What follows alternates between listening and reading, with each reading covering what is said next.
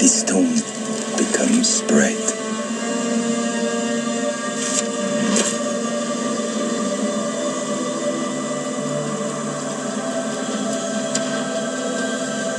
Man shall not live by bread alone,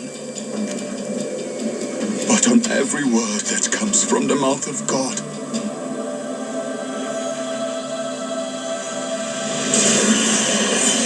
If God... Alright. Hopefully the audio is hanging in there. Welcome to Operation End Times. I'm Ben Ellisted, your Jedi warrior for Jesus. This is part 1 of the Your Job, Jobs, and Job series. We're going to start off talking about what's in a name.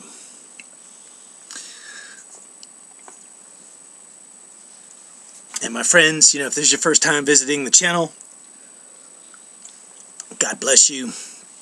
And I pray that God's love and truth, that His light, His understanding, His wisdom pours to you and through you to all those around you.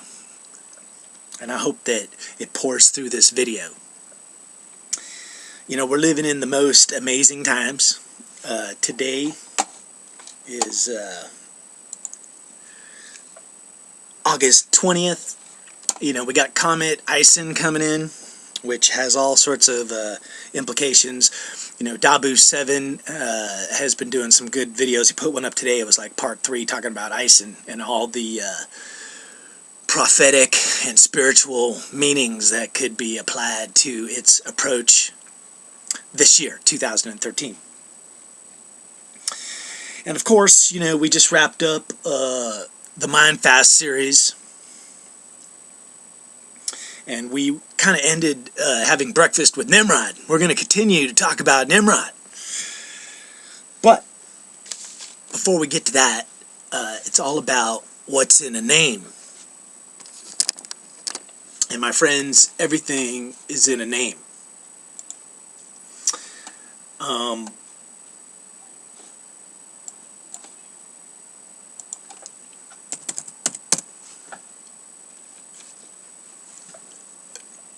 Life is a journey. We're all on it. Ship of fools. The Argonauts are a bunch of arguing nuts. But it's a journey. It's a path. It's a river that flows. And, as we journey through life, we are the sum totals of everything that we experience and all the decisions we make. The free will equation that God has blessed us with. The true freedom of choice. Every time we come to a fork in the road, we have to confront it and we have to make a decision. Do we go this way or do we go that way? And what you always want to do is always consult God, because He'll help steer you in the right direction. But unfortunately, a lot of times in life we don't listen to God. We either listen to ourselves or we get counsel from people who aren't listening to God either, and we make the wrong decisions in life. And that's a little bit about what happened with Nimrod. But a name, when you first hear about names in the Bible, it's in Genesis 2. And it's talking about God makes a garden. And He plants all sorts of trees. Trees represent people and spirits growing. And that's what happens on our path, our journey in life, my friends, is we have to grow and mature. And, we start off in the shallow end, in the baby pool, and blessed are the little children. But eventually you got to grow in your understanding to be an effective citizen of the kingdom of God. A tool that He can use. You start off as a piece of clay, and God molds you into a vessel. First you become a flask, and you got to prove that you're up to the task. And then somewhere down the road, you might even be a mighty flagon that can slay a dragon. But you don't get there overnight, my friends. So, if you're lucky, we're all a stone that needs to be polished, you know. And eventually we become a jewel, a ruby, a diamond, shining diamond, a crazy diamond in the crown of Jesus, you know, in the kingdom of God. But to get there, it's all about that path, that journey. But in Genesis 2, we hear that from the Garden of Eden, there is a mighty river that flows forth that parts into 4 rivers. And that's where we start hearing that term, the name. And my friends, I'll just kind of go about in some tiny little circles. But a name, you know, when you look up the word, the name, it says the name of the first river is Pison, P-I-S-O-N, Pison. Jesus is Pi, you know, Son of God. The name of the first river is Pison, the first out of one. It's the first tributary. And it goes through the land of Havilah. And Havilah means circle, the land of the circle. God is the circle. You know, you become the round peg in the square hole. The square hole is the box, you know, the three-dimensional carnal world. We've talked about that once you're walking with God, you no longer can fit into the square hole. You're a round peg.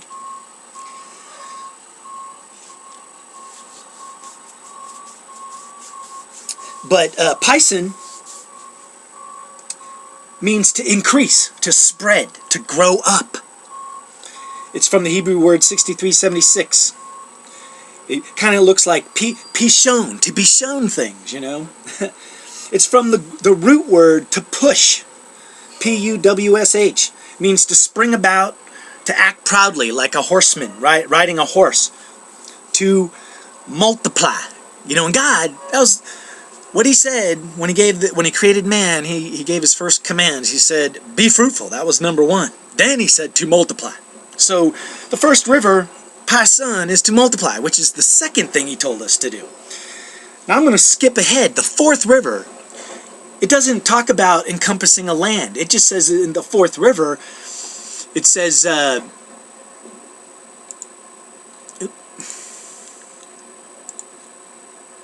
the 4th river is the Euphrates. Talks about, it just says, and the 4th river is the Euphrates. You know, and the mighty Euphrates. The Euphrates represents, once again, a path walking with God, joy. But everything has both light and dark shadows. But Euphrates is the sweet water.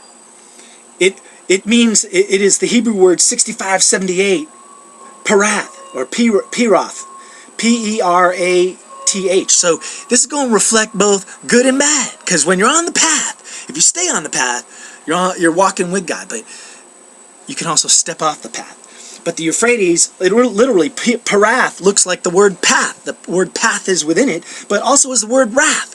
Because if you step off the path and start walking in the shadow and the darkness, you're walking towards destruction and wrath of your own making. But the Euphrates means fruitfulness, to break forth. So the first river was Pison, which means to increase, to spread out, to spring about, from the root word to act proudly, the horseman. Now it's from the land of Havilah, the land of the circle. The second river is in the land of Cush. Now Cush was a son of Ham, and Ham was a son of Noah. But it says the name of the second river is Gihon, and that means to where the heck did I have it? It means to burst forth. Cush, from the land of Cush. It actually says the second river, that it's in the land of Ethiopia. But Ethiopia means Cush, or black. You know, some people think that means skin color, but I don't. You know, I think it's a mental state of your mind and your heart and your soul. Are you in the light, or are you black in the darkness? But the land of Cush,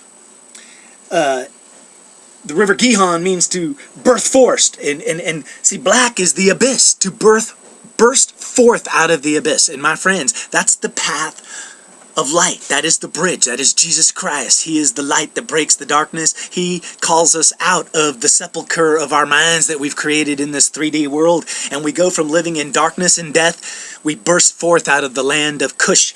And Canaan was the son of Cush. And, in the last video, I think I mentioned how when Noah got drunk, Ham kind of committed some kind of sin, either mocking his father or doing something, but Noah ended up cursing Canaan, and I was like, what's going on here? Because he kind of skipped right over Ham. But Canaan is the servant of the servant, but it means the lowlands, the humble. And even though it was a curse, I believe it was also a path of glory, man, that as Noah cursed Canaan, he humbled. That's the way the river flows, man, and it's the humble walk. And to be humble, you have to be the servant of the servant. And Jesus was king, and yet he was the servant of his own disciples, washing their feet with his hair, my friends. So that's not a negative thing. Canaan getting cursed, somehow it worked out to the glory of God. But what you'll find out is Nimrod was a son of Cush. He came out of the darkness, and he was the first of his kind, the beginning, the word Chalal. But he came out of the land of Cush, the abyss, the land of humbleness, but he crossed over into the land of Assyria, the land of Ashur, which is the land of the mighty cedar tree of Lebanon. And that's part of the growth path. He chose the paths he was going to walk in. God was with him. He was walking in power. And that's why in Genesis you hear about him. I think it's Genesis 9 what we were discussing, where he's talked about as a mighty hunter of God. And, I had to go to the book of Jasher. That's Jasher. It should have been probably a book that was in the Bible, but it wasn't. But it's got all sorts of information, my friends, and maybe we're going to talk about some of that. And, as always, we have to discern things. We have to let it seep into our minds, mulch it over, and decide what rings true and what doesn't ring true. And I'll tell you what, God gave me a powerful ability to do that, my friends. And there's a lot of truth coming out of the book of Jasher. But Nimrod, the problem he had is once you start the land of Assyria, that's where the third river flowed. It says the name of the third river is Hiddekel or Chiddekel. I'm not an expert on Hebrew, so I don't say these words quite right, but that's that which goeth towards the east out of Assyria. And Assyria is Ashur. It means a step. It means blessed, to lead, to be mighty. And you know what? The walk of the mighty is also where you find the fallen, because the fallen are always the mighty. Because if you're in the lowlands of the humble, man, there's nowhere to fall. You're already at the bottom, But Nimrod took that walk, became a mighty hunter, became a king. It says the beginning of his kingdom. It's that same word, Chalal. But Chalal has dual meaning, It means either to be wounded, humble, to continue. And that's where, man, the mystery of God is because when you're walking the righteous path of being mighty in God, you're the humble man. Abraham, Jesus. Jesus, of course, was also God. But Nimrod, as he grew mighty, waxed strong. He lost sight of God, and he lost sight of his humility, and he became a mighty setter that was set up to be chopped down. And he started walking the shadow path, and he started taking advice from not God, not praying to God, but from man or dark spirits. And he began worshiping false gods, because that's what happened during the time of Nimrod as well, as man began to make idols. And specifically, the zodiac, the Mazzaroth. They literally made idols for each month and whatnot, And that's part of the story of Abraham, and what went down between him and Nimrod. Because Abraham stood up. He was a mighty tower of power. And even though his father was a prince under Nimrod, Abraham stood up to Nimrod, and he stood up to his own father. And that's what kind of put in motion him leaving the land of Ur, which was the land of Nimrod, and going forth to the land of Canaan, which is the land of the humble. The promised land. But what's in a name? Everything. Out of the Garden of Eden flowed a river that became 4 rivers, and 3 of the rivers encompassed lands, and the names of the lands meant something. The names of the rivers all mean something. To burst forth, to spread, to multiply. That word began, is the same word that they used with Nimrod, where it said the beginning of his kingdom. That's Chalal. And initially he was walking with God, but he lost sight of God. His eye went blind. Third eye blind. So, what it translates to is that film clip you saw at the beginning of this was Jesus in the wilderness being tempted by Barack Obama. That's actually a joke, but that was the History Channel's The Bible series. But that guy that plays Satan looks exactly like Obama.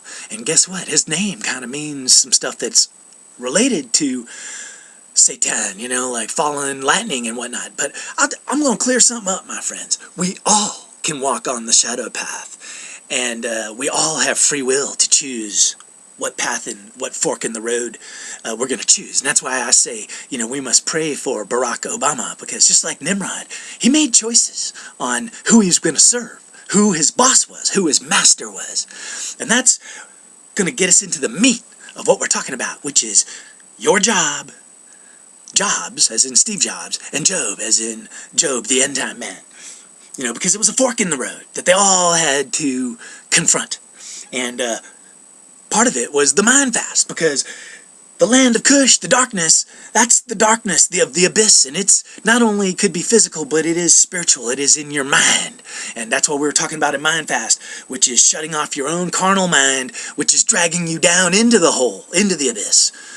Or if you're following a dark spirit and getting tuned in.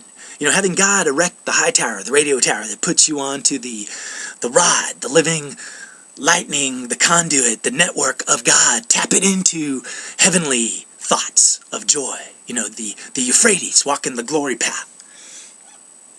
Being fruitful. So then you can multiply. But Jesus, you know, when he was in the wilderness, Satan showed up. And he said, if you're the Son of God, like that's your name, turn these stones into bread to eat. And Jesus, of course, said, hey, man does not live on bread alone, but he hangs, his very existence hangs by the mere utterance of God. And Jesus, of course, is the living Word of God, you know, the Alpha and the Omega. And with but one word, you know, the foundations of the earth shake and the heavens roll back, man. It's power beyond our comprehension, you know. But we live on the Word, my friends, more than we do on physical food. But that's a path that we have to choose. And, you know, in the book of Jashir, they give extra details. That's what I kind of like. I'd never really read it, but they talk about Cain and Abel, which were the sons of Adam and Eve. Now, Adam and Eve, you know, we already discussed, you know, they were married and the dark side of marriage, and there's still more dark stuff on the dark side of marriage, because it's a path you take, you know, like we talked about it, how, you know, when Jesus gave the parable in the New Testament about the king of the festival sending out the wedding invitations, that three groups of people, three shadow spirits, you know, took lightly the invite and didn't come to the wedding. You know, the first one said, I have land. In other words, I have built up earthly treasures. You know, I've lost sight of the kingdom of God. So rather than come to the heavenly wedding, I'm going to go check on my land, my treasure, my buried pile of gold. The second guy said, oh no, I've bought some oxen, which means, hey, I'm married to the carnal world of consumerism, you know, and I got business to attend to, so I ain't going to the wedding. And unfortunately, the third guy said, hey, I'm married. I got a wife. So he had lost sight. He had gone dark and lost focus of the kingdom of God. In his marriage, God was now just an afterthought. Whereas in the circle world of Havilah, God is in the center of the circle, man. So that was no excuse to not go to the heavenly wedding. And that's why I say you can get married, but first marry God. You know, that's why if you're going to marry somebody, and that's where I am with my spiritual walk, is I'm not looking to marry anybody until God says it's time to marry somebody. And that's another little detail, you know, even when I was younger, you know, I kind of saw the end times coming. So I always thought, man, there's no sense in having children. And the one time I tried to have children was when my marriage was breaking up into a divorce. I tried to get my ex-wife pregnant to keep our marriage together. And there was no glory of God in any of that, you know. But the story of Noah in the book of Jashir I'm going to read a little bit of it because it's an interesting book. But if we go to chapter 4 of the book of Jashir, I'm going to back step just one second. Cain and Abel, they both took a different path in the fork of life, choosing their job. Cain chose to toil the soil. Basically, to farm the land, to use his hands to make things on a carnal level, work, our job, we call it like the handiwork of men versus the handiwork of God, the finger of God, the hand of God, things that God does. And that's why, even a handyman, that's a dude, a jack of all trades, but the problem with a job is you tend to lose focus on God and you start glorifying yourself, what you're doing. Look at me, how special I am, I'm a brain surgeon, or look at that building I built. So a name, names throughout time for people have been their occupations. Like John Smith, that means he was a smith. And also names were cities. Men would name cities after themselves, or the names of cities would have meaning as well. The city of Jerusalem, Nineveh, etc., etc., etc. But all of it is making a name for yourself, a name that reflects the person who the city was named after, or the job title you have, the position in life, or your education. A name is making fortune and fame. When you look up the meaning of the word name in Hebrew, it's Hebrews 80:34, the word Shem, but it's pronounced Sham. And that's why, if you lose focus of God, and the whole purpose of your existence is to make a name for yourself, you've now let your ego and pride consume you, and you're living a sham because your life is fake. The life you should be living is to follow the will of God, and the name that you make is the name He gives you, not the name you give yourself. But Shem was a son of Noah. I think he's the first son. But it means your reputation, your fame, your glory, your memorial, your mark. So the mark of the beast is the name. It's who and what you are. So your name is everything. And I'll tell you what, my friends, I've come to love my name, Bent Hellstead, because the more I analyze it, it's so deep, it's incredible, But your name is your job, it's your fame, it's your glory, it's what you did in your walk of life, the deeds you did. It's where you lived. Who knew you? And that's part of the dark story of Nimrod, because he the beginning of his kingdom, was Babel and 4 of those cities in there. But Babel, the people got together and they formed 3 dark spirits, all with ego and pride. I'll maybe see if I can look it up here in the book of Jashir, but what I wanted to read you was in chapter 4. It just says, Lamech, starting at chapter 4, verse 11, and Lamech was 180 years old, and he took a wife, Ashuma, the daughter of Elisha, the son of Enoch, his uncle, and she conceived. She had a baby. And at that time, the sons of men sowed the ground. See, they were all focused on a carnal world. They were all choosing to toil the soil. And little food was produced. They were not being fruitful, and they were literally starving, because that's how it was manifesting on the 3D world. Yet the sons of men did not turn from their evil ways. They trespassed and rebelled against God. Now, going back to Cain and Abel, Cain chose to toil the soil. He was not being fruitful. Abel chose to feed the flock, because they said he was a shepherd, or to live off the land. Let God provide for him. And that's how a shepherd kind of existed, is the sheep, the flock ate whatever grass, and they would just move around to wherever the next patch of grass was, and they would eat whatever was on the planet. And that, my friends, is another big slice of reality, truth, that we have to open our eyes to. But not only is there this huge shadow side, darkness to marriage, which is losing sight of God because you've made a covenant and now you're focused on an earthly master, earthly picture of life, the white picket fence, the 401k, and you've totally lost sight of the heavenly picture. But when we're toiling the soil, Abel was feeding the flock. So he made his choice of what he was going to do in life. And that's kind of why Cain slayed Abel, because they made offerings to God. God found Abel's offerings pleasing because he was living a life where he was depending on God to support him, and he was just feeding the flock, the people around him, spiritually and physically. Whereas Cain was working with his own hands, glorifying himself, and he gave God just the 10% or whatever it was he had left over, and God didn't like that. But ultimately, in the book of Jasher, you hear that Abel took his flocks and led them across the field that Cain had. He trampled his field, and that pissed Cain off. And then Cain, that's why he rose up and confronted Abel. He said, why are you and your flock trampling the field? And I'm going to say he was probably feeding his flock. They were probably eating Cain's food, and Cain didn't want to share. That's just like Jesus in the New Testament. He went into the cornfield on the Sabbath, and he fed his disciples, and that's where the Pharisees rose up and tried to say, why are you feeding your flock on the Sabbath? And of course, Abel, what he replied to Cain is he said, I will return the corn and get my flock out of your field as soon as you return the meat you ate, because Cain had been stealing the sheep. He was and he was then using the wool from the sheep as clothing. So he was a wolf in sheep's clothing, and he was hunting men, or sheep, but they belonged to Abel. They belonged to God. And when Abel confronted Cain with that truth, that reality, that's when Cain went off in a complete rage and murdered Abel. And that's where we're at, my friends.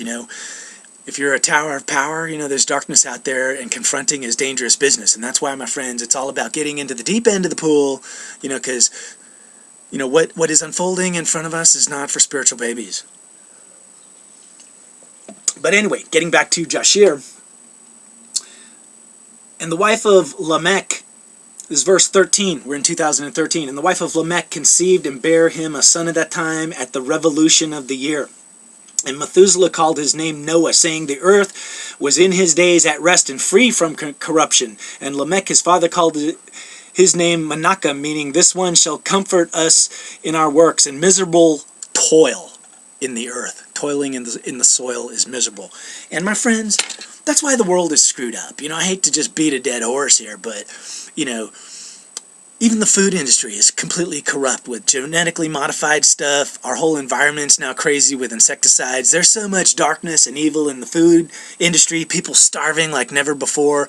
People in power, principalities in high places, controlling the food chain for their own nefarious purposes and gain, ill-gotten gains. Nimrods out there, my friends. Tyrannical, those who rule by being cruel, But Noah was born. Out of the womb, he was on a mission from God. And it says, and the sons, as the child grew up, he was weaned off of the milk. And he went in the ways of his father Methuselah, perfect and upright with God. So he was being trained as a Jedi from the beginning. And the child and all the sons of men departed the ways of the Lord in those days. And they multiplied. Once again, they stopped being fruitful and they went straight to multiplying. And guess what they multiplied was their wickedness, man. And they multiplied on the face of the earth with sons and daughters, and they taught one another evil practices, and they continued sinning against the Lord. And every man made unto himself a god, and they robbed and plundered every man his neighbor. So the world and their judges and their rulers went to the daughters of men and took wives by force from their husband. That's the fallen taking the daughters of men, because those that were exalted were fallen sons of God. And that, my friend, is what was being talked about in those names in Genesis 2, the Garden of Eden, the rivers flowing out, because pretty much everybody starts in the land of Cush, the abyss, the darkness. That's the path you take, and from the darkness you could stay right there, because that's the humble walk. You never have to rise up. But God chooses people, so you break off either to the land of Assyria, which is the blessed, but that's a walk of the mighty. You become a ruler, a king. That was the path King David took, and a lot of other guys, King Saul. But you're exalted, and the problem you got is if you're exalted, you become a mighty tree, and you could be chopped down if you step off the path, But out of the land of Cush, you can also go to the land of Havilah. And that's a mighty walk, but it's the humble walk continued. Even though you're elevated, you never become proud and mighty and get caught up in the tree branches like Absalom, David's son, That's why it's the path of pain and travail and being wounded. You're humbled. Because that's how God keeps you humbled. I know. I've been wounded. Like my brother Joe would say, God bless you, Joe. He'd say, I've been beat up from the floor up. There's a purpose for that. That's why God doesn't leave us in a hedged-in existence, because we might lose sight like Job did. But anyway, I want to skip to this and wrap this up, part one. We're in the deep end of the pool, my friends. I don't know how many parts this series is going to have, but we're just barely dipping our toe, and we're going to dive on in. But Noah was brought up perfect and upright. God then decided he was going to destroy mankind. And we go to chapter 5, and a couple of things happen here. I'm not going to read it verse for verse, but God gives man 120 years to get right. Most people think that's what he limited the lifespan of a man to be, 120 years, and it may be so as well. But it was also a countdown to extinction. And my friends, that's what was going on before and after the flood, and it's going on today, which is not understanding the timeline and making light of it, or saying it doesn't even exist. And that's what went down in the days of Noah. And Jesus said it will be like the days of Noah. But as the ark got completed, people fell into 3 groups of denial. When they built the Tower of Babel, I think I didn't quite get to that, but they said there was, in the book of Jasher, it talks about 3 groups of people. One group of people was saying God doesn't even exist, so let's just exalt ourselves. Other people were saying, hey, God exists. The tower is going to be our way to get to heaven, so we can literally kill God. And then the third group was saying, we're going to build the tower because they knew the flood, and they said, but with this tower, we'll be able to overcome God because he won't be able to flood us. Like there's some kind of limitation to God, and they were taking God in vain, once again, exalting themselves. We are gods, But it was 3 false spirits that were leading the people, and all 3 groups of people made the Tower of Babel their god. They literally dedicated their existence to building that tower. Where they would, if somebody would fall, the tower was so tall, they didn't care. They were more concerned with whether a brick fell, because they wanted to keep the building going up. And they said they would actually shoot arrows into the sky, and God would let them fall back down with some blood on them, because they would fool them to saying, oh, we're hitting the angels, man. Keep going, Strong delusion. But anyway, chapter 5, God gives man a countdown. And this is what I find interesting, my friends, because like I said, even in my own life, I didn't have a strong inclination to have kids, because I thought, if the end of the world is here, what's the point? So, chapter 5, starting with verse 10, but the sons of men would not hearken nor incline their ears to the words. They were stiff-necked. And the Lord granted them a period of 120 years. Verse 12, Noah the son of Lamech refrained from taking a wife in those days. He did not get married. And he refrained from begetting children, for he said, surely now God will destroy the earth. Wherefore then shall I beget children? And I'll tell you what, that is a sign of where your path is, what your destiny was. We all came out of the womb, but if you're a womb man, meaning God chose you in the womb, you're on probably the glory path through the land of Havilah, But you could also be on the Assyrian path. But once again, there's a greater danger on the path, being in the path of the mighty, where you're walking upright, with some pride and ego. Very dangerous. But Noah was saying, I'm not going to beget children. And then it said, and Noah was just a man. He was perfect in his generations, and the Lord chose him to raise up seed from his seed upon the face of the earth. So God made the decision. And the Lord said to Noah, take unto thee a wife and beget some children, for I have seen thy righteousness before me in this generation. And thou shalt raise up seed and thy children with thee in the midst of the earth. And Noah took a wife, and he chose Naamah, the daughter of Enoch, and she was 580 years old. Now, remember Abraham, he didn't have his child with Sarah, until she was like 90 and he was 100. But here, Noah is marrying a woman that's 580 years old, and Noah was 498 years old. He was almost 500 years old. So he didn't even have a son till I think he was over 500 years old. And once again, you know, I'm sorry, that was my dog coming in. You know, I'm going to try and wrap this up, but the point being, Noah, from the beginning, was born for a purpose, and his life reflected it. The name he had, the reputation, and even to this day. That's why Jesus said it will be like the days of Noah, because it's a reference point. He made a name for himself, but it was the name that God made for him, because he made that name by following the will of God to the letter. Whereas these other guys, you know, Nimrod, you know, nowadays it has a negative connotation. I researched it, and it started around 1931, 1933 with a Bugs Bunny cartoon, because he was being hunted by Elmer Fudd. And, you know, remember Elmer Fudd would say, "You screwy rabbit," and Bugs Bunny said, "You Nimrod." And, you know, right around then, 1933, all sorts of spiritual stuff was happening in America. The Golden Gate Bridge was built right at that time. But all of a sudden, Nimrod became this negative connotation, whereas in the days of old, Nimrod was almost like, man, there's a dude that could stand up to God. And I'm going to tell you a truth, my friend. No man born on earth can stand up to God in defiance. Ain't possible. And you'll find out Nimrod came to his demise. You know, Cain came to his demise, you know. According to the book of Jasher, Lamech, when he was an old man, his son Tubal-Cain faked him into shooting Cain and killing him. And there was a curse on anybody that killed Cain. That's why Lamech says, "I'm cursed 7 times 70. And then he ended up killing his own son, Tubal-Cain. And it was his wives that got all upset. There's all this darkness there, and I'll explain what's going on there too.